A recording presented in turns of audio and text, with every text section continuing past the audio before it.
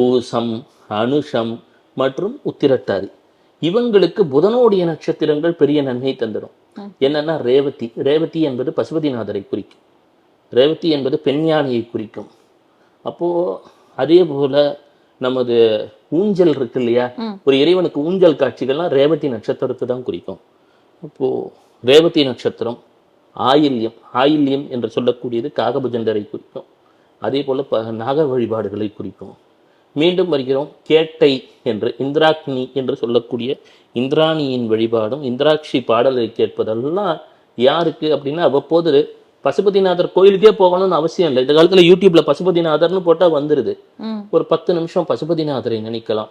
அதே போல சனீஸ்வரனின் நட்சத்திரத்தில் ஜனித்தவர்களுக்கு எப்பெல்லாம் பெருமாள் கோயிலுக்கு போறாங்களோ அங்க அந்த பாதத்தை வைப்பாங்க பார்த்தீங்கன்னா, தலையில அதை அவ்வப்போது வைத்து கொண்டு வந்தார்கள் என்று சொன்னால் பெரும் யோகத்தை தந்துவிடும்.